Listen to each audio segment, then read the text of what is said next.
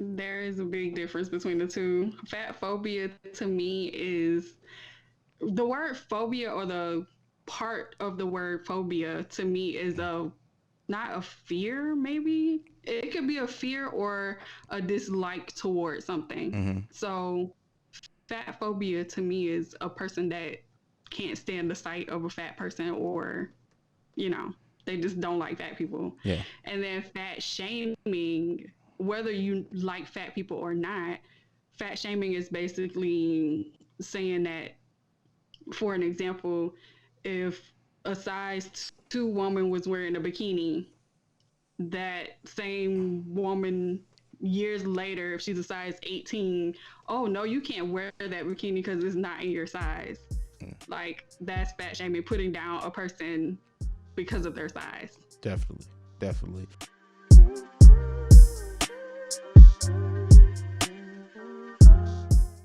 What's going on, ladies and gentlemen? We have reached the main discussion topic of this week's episode of The Awakened Soul, and I have a first-time guest. I know I hyped her during the intro. This collab kind of just came about, but I love when they come about naturally. So we have Miss Danielle from the Girl Blog and the Girl Podcast. Definitely, you do a lot. What's going on, ma'am? How you doing? Nothing much is going on. I'm great. How about you? I'm here. I'm living. It's been a busy and interesting week. We're in the middle of election week instead of election day. It's still going on. Right. We're probably like a week away from getting the final results. But so yeah, that's made it interesting. On top of just work and stuff going on in my regular life, so it's been an interesting time period for me. But you know, it is what it is. Sure. How you been dealing with the election? Have you been obsessing over it and refreshing? Or you kind of just like it is what it is at this point? I'm just really anxious to know, like, who won already. I Yeah, know the ballots, like, with the mail and everything, it took forever to get everybody's ballots in, and a couple of states are like counting still. It's yeah, like, I wish the process was better. Either go online to do it, or like yeah, just file a different way, make it easier for us. I guess our current president tried to make it as hard as possible, yeah. and look at us now. And I think too, like people like mail-in ballots have always been a thing. It's so many more now because of COVID and everything going on. So it's made Yeah. that process that much longer. Considering COVID is probably going to be with us for a while, I hope that they kind of streamline the process just in case. And just, you know, everything nowadays is all people. You try to make things as easy on people as possible. So if people can vote from the comfort of their own home, let them do so. But we need a much better position to or a way to Mm-hmm. count them and get it over with. But we're not here to talk about politics. We do have a great topic to talk about this week. So I had tweeted out that I wanted to start a series on fat phobia, and it's because it came about because of the fat shaming I see on the timeline, for men and for women. And you know, we are in an area that I think, like, more so than ever, you're seeing some embracement of larger men and women being sexy and being able to be presented as sexy than ever before. But there's still a huge hurdle to go over. So I put out a tweet that I wanted to start that. A couple of people responded to it. You were actually, I think, the first one. So here we are. Yes. We're here now. So before we get into that topic, we do want to learn a little bit about you. How'd you get started with the Girl Blog and podcast? Okay, so the girl blog came about from me experiencing a heartbreak. Mm, I wanted to start a blog a long time ago. It not like a self-help blog, but more like a diary for me to put myself out there, and mm, then that way maybe people can relate, or they can read and be like, oh wow, she went through that, maybe I should just stop and, you know, take heed to what she went through so I don't have to go through it. So I came up with the girl blog. The girl part of the girl blog is an acronym for growth in real life. So I bring my growth in real life mm. experiences online for girls to relate and possibly make better decisions in their lives. So that's what that is. And then people don't like to read nowadays. I noticed that. Mm. But although I like to write to express myself or journal to express myself, Sometimes I want to be more outward, and I felt like having a podcast would be a better platform in order to do that because people like to listen. So I came up with The Girl Podcast. And then I'm trying to make a brand too. So I'm coming out with The Girl brand. So Okay. I'm just The Girl, I guess. But yeah, I just felt like bringing my real life experiences to the web. And hey, maybe you can relate and maybe you can pass it on to a girl that could possibly need some kind of help in her life or guidance. There you go. That's dope. That's I didn't know about the acronym, so that's amazing. Make sure you guys go and check her out there. It's funny how like because I've always said I feel like everyone has some form of creativity in them, and it's just like you finding what's your thing. It's not necessarily podcast for everyone. Sometimes it's art, whatever. But I feel like we are put here to create. So like when people find their niche and then turn it into a brand, it's a beautiful thing. It's a beautiful thing. Yes. For sure. Thank you.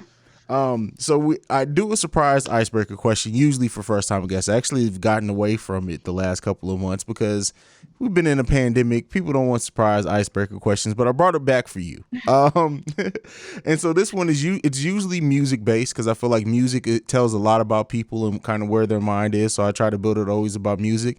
This one is going to be interesting. What was the first song? I guess this is gonna date us all and whatever. The first song that you ever twerked to. Oh my gosh. so, that is so on the spot. First of all, I don't twerk, but the first song that I've ever tried to twerk to, um, it's probably gonna tell my age, but probably "Baby Got Back" by Sir Mix-a-Lot. Okay, what the original twerk song? I don't know what people were twerking to before then, but okay, that's a classic. That is a absolute Yes. classic. You gotta love it. You gotta love it. All right, cool. All right, let's go ahead. Let's get into the topic. So we are here to discuss fat phobia, and so I've talked about this briefly some, but I used to be 295. I think was the heaviest that I ever was. Okay. Um, that was right after my son was born, and I was eating real good. But even outside of that, this is a topic that I can't speak from a place of too much. So I wanted to guess. This is gonna be serious. I'm gonna have guests on. So the first thing that we want to do is define the difference between fat phobia and fat shaming. What do those two words mean to you, and what's the difference between them? There is a big difference between the two. Fat phobia to me is the word phobia, or the part of the word phobia to me is a not a fear, maybe it could be a fear or a dislike towards something. Mm-hmm. So fat phobia to me is a person that can't stand the sight of a fat person, or you know, they just don't like fat people. Yeah. And then fat shaming, whether you like fat people or not, fat shaming is basically saying that, for an example, if a size 2 woman was wearing a bikini, that same woman years later, if she's a size 18, oh no, you can't wear that bikini because it's not in your size. Like, that's fat shaming, putting down a person because of their size. Definitely. And because we're all on social, especially as creators, we have to be in social media, but even in like the media and stuff, how do you think that, fat shaming has changed for the better, for the worse over the last couple of years? Because, at one point in time, almost every comedy movie had a gig with a fat person. Like it was something, Yeah. some type of line or whatever. You see it a little bit now, so I think it's getting better. But then you have social media where it can be anywhere from a beautiful thing when people come together to like to break fat phobia and fat shaming, or it could just be downright ugly and disgusting. So like, what have been your experiences running into either one of these on either one of those platforms? Well, back then, I think that fat shaming and fat phobia, it was more prominent. Mm-hmm. So people weren't, I guess, people weren't more confident back then. So when people would hear those things, they wouldn't dress that way. They'll dress a particular way or they'll hide themselves. But over time, it changed. So now that we're in 2020, um, people are more outward with it. People are more accepting of their sizes. Mm-hmm. They're happy with where they are. They're comfortable. So whether or not the social world, whether it's television, movies, social media, etc., people are more people that are bigger are seeing themselves being displayed in a not so pleasant way. Mm-hmm. Like it's a lot of negativity, but those same people that I follow or the same people that I see in the media that are plus size, they really don't. They discard it. They're just like whatever. It rolls off their back because at the end of the day, those people who are making movies or making jokes about fat people, they're giving them shine, I guess, in a sense. Yeah. But those people that aren't as popular or are fat and not really happy about where they are in life, those people are the ones that are basically, I don't know, they get criticized, but then they don't take it as well as the people who are more confident in their size. So I think it's kind of a gift and a curse in a sense. Okay. But if those people who are criticized, that they follow the people that are criticized too, and they see, hey, that person isn't affected by what other people are saying, then in turn they'll probably be confident too. Definitely. That's a great point. And so like we're seeing a rise of plus size influencers, which just call them influencers or whatever.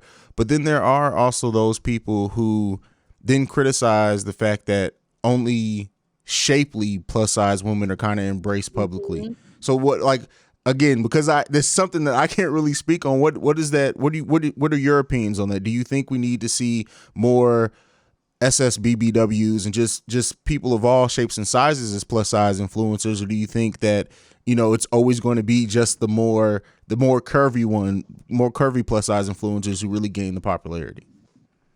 Well, I don't know if you saw Rihanna's recent like fashion show. Mm-hmm. She's like all inclusive with all sizes. So in the future, I just hope that we could all be like, okay, you're fat and so am I. Like, let's bond. Yeah.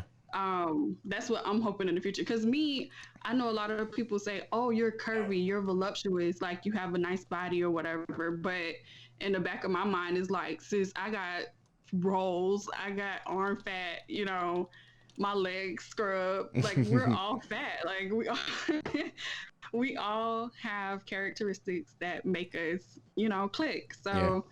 I hope that in the future it could be that way. But in the past, it has been like a war between women that are like curvy and women who are bigger. Like, and I don't see anything wrong with being bigger because, like, I'm on the cusp of being like in that big realm. Mm-hmm. So it's not like, I'm saying, oh, well, because I'm a size 16, that I can't hang with you because you're a size 30. You get what I'm Yeah. saying? But Yeah. a lot of curvier people, they don't want to put themselves in that category. So it's like, oh, okay, yeah, you're big, you're bigger than me, but I look better than you. But like I said, the same people, we're the same. We got fat, we got chub rub, all that. That you get to the point that you guys combine together and it not be this you versus me thing, but that's unfortunately something that we do run into a lot in this culture. Mm-hmm. Is like, and this is not just in being fat or not, but just the divide amongst ourselves, black people and black people, plus size people and plus size people. There's just so many ways that we Yeah. divide in it. We're already in a smaller group, and then we divide ourselves even within that smaller group, and then we have like these issues where we can't really get anything going. So like you saying that hopefully at some point it's just like we're all plus size. Let's band together. And it's good that you mentioned Rihanna. Rihanna's always been at the cusp, in the forefront of just breaking down some of those social norms. That's why she's a legend. Mm-hmm. But that kind of naturally, it was something further down the list that goes into something that we were going to talk about before, but like how companies and society benefits off the insecurities of heavier people. You have, of course, we all know plastic surgeries and all that type of stuff, but not only that, but like these beauty companies and makeup companies and shapewear, like they all benefit in a way off people's phobia and not embracing their size and wanting to either be smaller or appear smaller. What do you think that, like, do you look at that as being helpful, or do you look at that as kind of in some way being cannibalistic in a way? What do you think about that? I think in a different in a different world, I believe that some of the like waist trainer companies, they feed off of that. So those influencers that are out there that are plus size, they get them and say, "Hey, here's this waist trainer. Try it out. Let me know how you feel." And then when they put it on their social media, it gives this sense of like, "Oh my God, she got her waist from using that trainer. Let me buy it." So yes, some companies are, you know, they're gaining money off of that. But you got people like Beyonce who came out with her line, right? The first time she came out with her line, she didn't have that many plus size options. So then you get a lot of plus size people, you know, complaining, "Hey, you know, I had to buy the biggest size, it still didn't fit. You know, you need to work on something, blah, blah." And so the second line that she came out with, it has even more sizes. I think it goes up to maybe like 4 or 5X. So you get those people who cater to plus size people that, you know, hey, you, if I can wear it and I'm Beyonce, you can wear it too. Yeah. But then you get these other people who are like capitalizing off of the plus size movement too. And the plus size people, they don't see that, especially if they're influencers, they don't see that. They see a free product. They say, you know, "Oh, I get to try out this free product. And if I get people to buy it, I might get commission off of it." So they probably aren't even thinking about the capitalism in it. But then again, you get people like I said, like Beyonce, who's out there trying to cater to this plus size community, and it's for the better. So it's kind of like give and take on both sides, I guess you can say. Definitely. So another aspect of this that I really hesitated putting this on the list and even getting into this, because I think like even kind of talking about it maybe puts a weird light on it, but it'd be a hole if we didn't talk about it. So we let me know how comfortable you are to talk about this, and we'll see. Go for it. But the fetishizing of plus size women, but on the flip side of that, like it's weird because plus size women are very fetishized, but then you have people who won't openly date a plus size woman. Have you ever ran into that?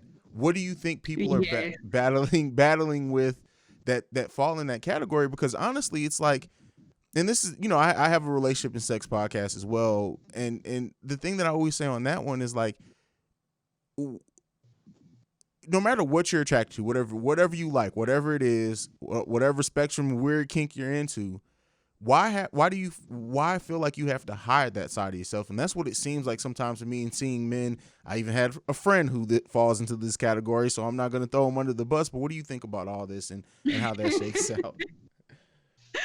I'm actually glad you asked me that, because I haven't been asked this in a while. As far as fetishization, I can't even say it right. As far as men fetishing fat girls, I don't know what to say about it. I think that I don't want to say hilarious because it's not a hilarious thing, but I get fetishized a lot because everybody sees my butt. They see, you know, my shape, and I'm just like, "All right, cool. Hey, how you doing? Like, I'm a human. You can talk to me as a human." But they see that and they're just like instantly attracted. And it's like, okay, what's next? But as far as you saying, guys dating plus size women, but really not like outwardly doing it, I think it plays off of you bringing that fat phobia up. It plays off of that. It's like, you know, maybe if I do bring her out or whatever in the forefront as my girl, you know, people are going to criticize me for dating somebody plus. So I'm thinking it plays a role on that. Or I don't know. I don't think that they hate fat women, because if that was the case, they wouldn't be dating them. Yeah. So, but I think it's that whole criticizing thing where it's like, you know, you're seen with a plus girl, you can get with a skinny girl. You know, why you with her? Why you can't get with me? That kind of thing. So yeah, I think, you know, maybe they are scared of the phobia. So. In your experience, and this is personal, because I think everybody's experience is a little bit different. In your personal experience, who is worse? Who has been worse on plus size women? Does it come from smaller women? Does it come from men? Like, where do you think? Well, like I said, in your experience, has the biggest criticisms or judgment has come from? Wow, that's a good question too. I don't know. I don't count. I think it's equal. You think it's I equal? really think it's equal. And sometimes it even comes from plus women too. Like I Yeah. said, because there's this cusp where it's like, okay, if you're a size 20 and under, or 18 and under, you don't fit with us because you're not bigger than that. You get what I'm saying? So it even comes from that community too, or vice versa, where it's like, oh, I'm size 16. Yeah, they're a little too big. I don't want to be on that side of the realm. So it can come from anybody. I don't rate it as, men are worse or skinnier girls are worse. I think it's equal. Like everybody equally shames fat people. It's unfortunate. It's really unfortunate. Um, so when as far as like the shaming aspect of it, what do you think that we as a society need to do to combat that? Like, do you see people coming to bat when somebody fat shames? Do you wish more people would? I know we like a big topic in our community for a while was like women feeling protected by black men. But to break that down Mhm. even further, do you feel protected by black men when you are attacked for your size and your weight? I think it depends on the person. Like if in that moment, if they react to it like, "Oh my god, like what are you doing?" then yeah. But there are some people they'll see somebody getting shamed and they'll be like, "Yeah, you on your own with that one." So I think it just depends on the maturity of the person. Mm-hmm. I would say that I would feel protected if a man were to be like, "Yo, like chill, like you don't even got to do that." Like I would feel protected, but you get some of those immature men too that'll be like, "Yeah, she is big. Like, what is she doing? Yeah. Why does she have that on? Why is she outside like that?" Like, so it's just a balance, I guess, in between some people. Some people are nice and they don't fat shame and they get on the people who are shaming, and then you get Mm. those people who are like in the clique, like, oh yeah, I'm gonna shame her too. So it's kind of an equal balance, I guess. What do you think about the for a while there? It seemed like the fat friend, men and women, always had to be the funny one, right? You felt like they felt like they Mm-hmm. had to be funny. They had to play up a certain aspect of their personality to kind of counteract their size. Um, and like I said, recently we're getting into the thing of larger men and women embracing their like realizing that they can be sex symbols regardless of their size. What do you what like has that done what has that done for your personal confidence? Like what would anyone who's like listening to this and struggling with that themselves of like feeling like they're painted in a box and they don't know how to like embrace feeling sexy or whatever, what would be some of the advice that you give them? Because I've seen your Instagram, you definitely embrace it. I'm just gonna let Thank you. Well, when I was younger, I was the funny friend. I'm Mhm, not even gonna sit here in front. I was the funny friend because my confidence wasn't like 100% when I was younger. mhm, I was getting picked on by family. I was getting picked on by friends, just anybody. Um, but like over time, being the funny friend is like you end up being that friend that's like the one that they always have to check on, like check on your strong friends. So I was mhm, the strong but funny friend. So after a while, it got to a point where it's like, Danielle, you are growing up, you are hitting puberty, all this stuff is happening to you.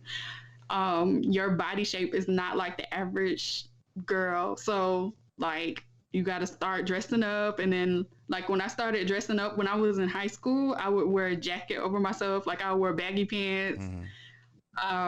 But then when I started going to college, like I started dressing differently. So my body just started like flourishing. So everybody was like attracted or whatnot. But like over time with confidence, I started learning that like whatever people would say to me would roll off my back. Like I wouldn't cry about it Yeah. anymore. I wouldn't try to make jokes. I would just take it for what it's worth. Like if they think that of me, then maybe they think that about themselves. Like everybody isn't perfect. So growing up, like I just started, growing thicker skin. And when I would hear things, I would be like, okay, but I would like clap back. That was the other thing. I would have this like thing where I'm like clapping back, oh, I can lose this weight, but can you change your face? Like you're ugly. So like I would I would say stupid stuff like that. But you know, over time, like I said, I would grow thicker skin because people would say things to you or say things in general, and it'll become a point where it's like I'm still gonna live my life. Like you can't let anybody steal your joy because they don't like you. Yeah. There's people out here that don't like people for other things as well. So you just have to grow thicker skin and, like I said, just live your life for you. Because at the end of the day, those same people that are shaming you or whatnot, they probably going through stuff or they're probably not living a perfect life themselves. So Usually when somebody has to my focus advice, in on, hey, if you want to be the funny friend, be the funny friend.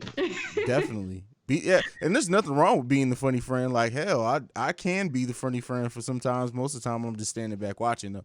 But no, I could definitely be the funny friend. There's like embrace it. I think ultimately, like, and what I hope that we accomplish with this series is like getting people to feel comfortable in them and not feeling like they're in a box. You can be whatever. If you want to be the funny friend, be the funny friend. Don't. But it's just don't feel like that's all you can be Right. of like fuck all that. Like we got to get past this. Damn, there was something that came in when you were talking that came to my mind. Well, okay. And this is we're getting towards the end here, but something that I guess could be freeing to hear a story from if you feel comfortable sharing. The first time Okay. that you either wore something, posted a picture, did something that when you started embracing your curves, embracing your body, and you were like, you know what, maybe I would have been afraid to wear this a year ago, but fuck it, I'm gonna go ahead and do it. Okay, so when I was younger, like I said, I used to wear jackets and big baggy jeans, Mm-hmm. right? So this one time I wore shorts, and it was like the first time I had worn shorts or whatever. But again, I'm curvy, and baby got back. So wearing these shorts, like I got the wrong attention wearing the shorts. So you get into the fat shaming, but you also get into, I don't want to call it slut shaming because I'm not a slut. It's more of like, dang, like they look at me and objectify me because of what I'm wearing. So the first time I wore shorts, it was like, it wasn't empowering, but it was like, dang, like I should have been doing this a long time ago. I should have been wearing shorts. Yeah. It's nothing wrong with wearing shorts or showing yourself off. So that was probably the first moment. Wearing shorts and being comfortable in wearing shorts was the first time I gained confidence and was like, you know what? Nobody can't tell me nothing. There Because you at the go. end of the day, I'm gonna wear these shorts. It's not like I'm walking around butt naked. But even if I chose to do that, like, who are you to say that that's wrong? So, yeah, that was the first moment I just like gained a boost of confidence, and I just was like, you know what? I'm gonna wear whatever I want to wear. Well, boom. So. There you have it.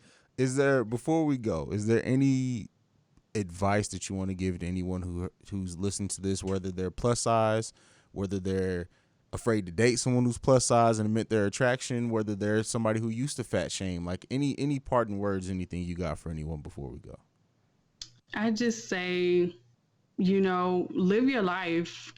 At the end of the day, there's only one you. Nobody can replace you. I mean, you can do whatever you want because those same people who are talking everything about you or shaming you, Mm. they have some kind of insecurity themselves. So you can't let their insecurities and their negative thoughts play on what you want to do in your life. You are the one that's going to make you happy at the end of the day. So do what makes you happy.